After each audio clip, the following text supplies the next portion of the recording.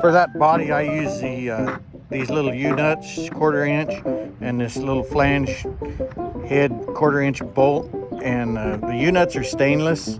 I have used the others in the past. I don't know that I prefer one over the other. I just think stainless is going to last longer, maybe, but I don't know. I'm going to put affiliate links for all 3 pieces down in the description, and you know, if you click on that and get it through there, it helps me out a little.